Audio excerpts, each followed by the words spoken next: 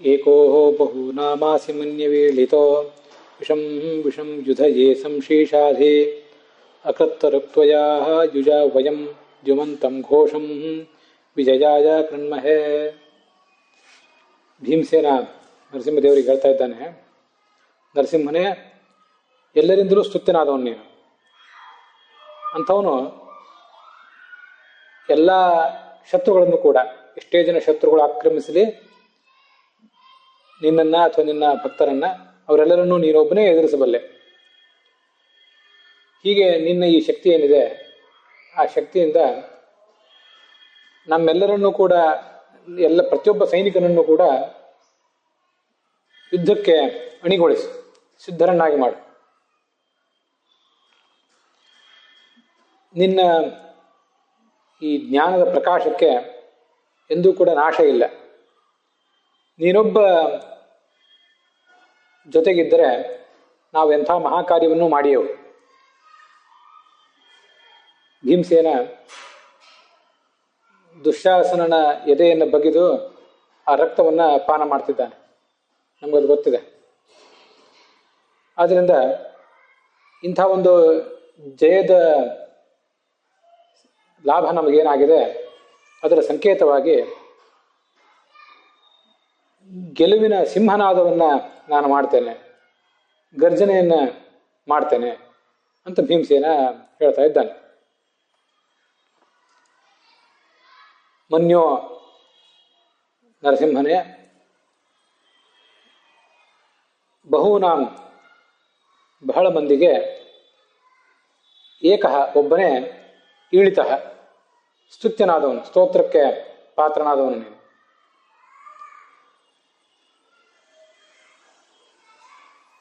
ವಿಷಂ ವಿಷಂ ಪ್ರತಿಯೊಬ್ಬ ಯೋಧನನ್ನು ಕೂಡ, ಸೈನಿಕನನ್ನು ಕೂಡ ಯುದ್ಧಕ್ಕೆ ಸಂಶಿಷಾಧಿ ಚುರುಕುಗೊಳಿಸು, ಆತನನ್ನು ಪ್ರೇರಿಸು. ಅಕೃತ್ತ ರುಕ್, ರುಕ್ ಅಂದರೆ ತೇಜಸ್ಸು, ಅಕೃತ್ತ ಅಂದರೆ ನಾಶವಿಲ್ಲದ್ದು, ಎಂದು ಧಕ್ಕೆಗೆ ಒಳಗಾಗದಂಥದ್ದು ಅಂತ ಅರ್ಥ. ಅಂಥ ನರಸಿಂಹನೇ, ತ್ವಯ ಯುಜ, ಯುಜ ನಮ್ಮ ಜೊತೆಗಿರುವಂಥ, ತ್ವಯ ನಿನ್ನಿಂದ, ನೀನು ಜೊತೆಗಿದ್ದರೆ, ವಯಂ ನಾವು,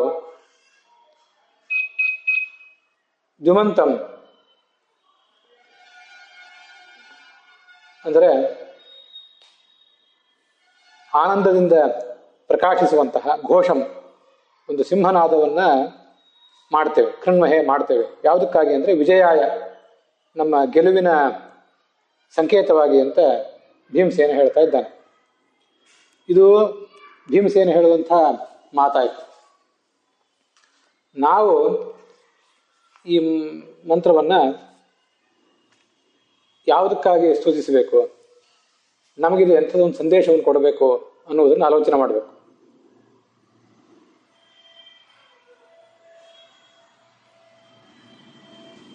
ದೇವತೆಗಳು ಅನೇಕ ಜನ ಇದ್ದಾರೆ, ಲಕ್ಷ್ಮಿಯಿಂದ ಆರಂಭಿಸಿ ಅನೇಕ ದೇವತೆಗಳು ಈ ಜಗತ್ತಿನಲ್ಲಿದ್ದಾರೆ. ಅವರಲ್ಲಿ ಪ್ರತಿಯೊಬ್ಬರಲ್ಲೂ ಕೂಡ ನೀನೊಬ್ಬನೇ ಸ್ತೋತ್ರಕ್ಕೆ ಪಾತ್ರ. ನೀನು ಪ್ರತಿಯೊಬ್ಬ ಯೋಧನನ್ನು ಕೂಡ ಯುದ್ಧಕ್ಕೆ ಅಣಿಗೊಳಿಸಬೇಕು ಅಂತ ಹೇಳ್ತಿದ್ದಾರೆ. ಯಾವ ಯೋಧ, ಯಾವುದದು ಯುದ್ಧ ಅಂದರೆ ಅಂತರಂಗದ ಯುದ್ಧ. ದುರ್ಗುಣಗಳು, ನಮ್ಮಲ್ಲೇ ದುರ್ಗುಣಗಳೇನೋ ನೆಲೆ ಮಾಡಿಕೊಂಡು ನಿಂತೇವೆ, ಅವುಗಳನ್ನು ಎದುರಿಸಿ ನಾವು ಮಾಡುವಂತಹ ಯುದ್ಧ. ಅದರಲ್ಲಿ ನಾನು ಯೋಧನೆ, ನೀವು ಯೋಧರೆ, ಅವರು ಇವರು, ಇವಳು ಅವಳು, ಆ ಮತ್ತೊಬ್ಬರು, ಎಲ್ಲರೂ ಯೋಧರೆ.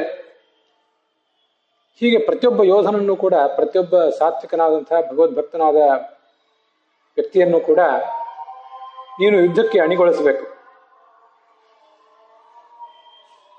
ಯುದ್ಧ ಅಂದರೆ ಯುದ್ಧೋಪಾದಿಯಲ್ಲಿ ಸಾಧನೆ ಮಾಡ್ತಿದ್ದಾರೆ, ಕಾರ್ಯ ಮಾಡ್ತಾ ಇದ್ದಾರೆ ಅಂತೆಲ್ಲ ನಾವು ಕೇಳಿರ್ತೇವೆ. ನಾವು ಪರತತ್ವವನ್ನು ತಿಳಿಯುವುದಕ್ಕಾಗಿ ಶ್ರವಣ ಮನನ ಧ್ಯಾನ ಮಾಡಿ ಮುಂದೆ ನಮ್ಮ ದುರ್ಗುಣಗಳನ್ನು ಮೆಟ್ಟಿ ನಿಂತು ನಮ್ಮ ವ್ಯಕ್ತಿತ್ವದ ವಿಕಸನಕ್ಕಾಗಿ ಏನು ಪ್ರಯತ್ನ ಪಡ್ತೀವಲ್ಲ, ಅದು ಯುದ್ಧ. ಅದನ್ನು ನಾವು ಯುದ್ಧೋಪಾದಿಯಲ್ಲಿ, ಆನ್ ವಾರ್ ಫುಟಿಂಗ್, ಯುದ್ಧದ ರೀತಿಯಲ್ಲಿ ನಾವು ಮಾಡ್ತಿರೋ ಕೆಲಸ ಅಂದರೆ ಅದು. ಆ ಯುದ್ಧಕ್ಕಾಗಿ ನಮ್ಮನ್ನು ಅಳಿಗೊಣಿಸು ಅಂತ ಅರ್ಥ. ನಿನ್ನ ಸಹಾಯದ ಬಲ ಇದ್ದರೆ ನಾವು ವಿಜಯದ ಸಿಂಹನಾದ ಮಾಡ್ತೇವೆ. ವಿಜಯದ ಸಿಂಹನಾದ ಅಂದರೆ ಯಾವುದು? ಭೀಮಸೇನ ಅಲ್ಲಿ ಕರ್ಣ ದುರ್ಯೋಧನಾದಿಗಳ ಎದೆ ನಡುಗುವಂತೆ ಗರ್ಜಿಸಿದ ಅಂತ ಕೇಳಿ ಬರ್ತದೆ. ಇಲ್ಲಿ ಯಾವುದದು ಗರ್ಜನೆ? ನಾವು ಪ್ರತಿಯೊಬ್ಬರು ಕೂಡ ಮಾಡುವಂಥ ಗರ್ಜನೆ ಯಾವುದದು ಅಂದರೆ, ದುರ್ಗುಣಗಳನ್ನು ಮೆಟ್ಟಿ ನಿಂತಾದ ಬಳಿಕ ನಾವು ಮಾಡುವಂತಹ ಸಂತೋಷದ ಒಂದು ನಗು ಅಥವಾ ಅಟ್ಟಹಾಸ ಏನಿದೆ ಅದೇ ನಮ್ಮ ಸಿಂಹನಾದ. ಅಥವಾ ನೀನೊಬ್ಬ ಸಹಾಯಕನಾಗಿ ನಮ್ಮ ಒಳಗೆ ಅಂತರ್ಗತನಾಗಿದ್ದರೆ, ನಮಗೆ ನಿಯಾಮಕನಾಗಿದ್ದರೆ, ನಾವು ವಿಜಯಾಯ ಏನೋ ಒಂದು ನಮ್ಮ ದುರ್ಗುಣಗಳ ಮೇಲೆ ನಾವು ವಿಜಯವನ್ನು ಸಾಧಿಸಬೇಕಾಗಿದೆ, ಮತ್ತು ಪರಲೋಕದ ವಿಜಯವನ್ನು ನಾವೇನು ಗಳಿಸಬೇಕಾಗಿದೆ. ಯತೇಮಹಿ ಸ್ವರಾಜ್ಯ ಅಂತ ಹೇಳ್ತದೆ ವೇದ. ಆ ಸ್ವರಾಜ್ಯಕ್ಕಾಗಿ ನಾವು ಪ್ರಯತ್ನ ಪಡಬೇಕಂತ. ಅದಕ್ಕಾಗಿ ಒಂದು ಸಿಂಹನಾದ ಮಾಡ್ತೇವೆ. ಜೋರಾಗಿ ಗರ್ಜನೆ ಮಾಡಿದರೆ ನಮ್ಮ ಒಳಗಿನ ಚೈತನ್ಯ ಅದು ಬಡಿದೆಬ್ಬಿಸಿದಂತೆ ಮೇಲೆ ಹೇಳ್ತದೆ. ಅಥವಾ ನಾವು ಸಿಂಹನಾದ ಮಾಡುವುದು ಅಂದರೆ ಭಗವಂತನ ಗುಣಗಳನ್ನು ಪ್ರತಿಪಾದನೆ ಮಾಡಲಿಕ್ಕಾಗಿ ನಾವು ಉಚ್ಚ ಕಂಠದಿಂದ ಶಾಸ್ತ್ರ ಪ್ರವಚನಾದಿಗಳನ್ನು ಮಾಡುವುದು ಅಂತಲೂ ಕೂಡ ತಿಳ್ಕೊಳ್ಬೇಕು. ಧಿಮಂತಂ ಘೋಷಂ ವಿಜಯಾಯ ಕೃಣ್ಮಹೆ. ಇದು ಪರಲೋಕದ ಮೇಲೆ ನಾವು ಸಾರಿರುವಂಥ ಒಂದು ಪರಲೋಕದ ಸಾಧನೆಗಾಗಿ ನಾವು ನಮ್ಮ ಮೇಲೆ ಸಾರಿಕೊಂಡಂಥ ಒಂದು ಯುದ್ಧ. ಆ ಯುದ್ಧದಲ್ಲಿ ನಾವು ಘೋಷವನ್ನು ಮಾಡ್ತಾ ಇದ್ದೇವೆ ಅಂತ ನಾವೆಲ್ಲರೂ ಕೂಡ ತಿಳ್ಕೊಳ್ಬೇಕು.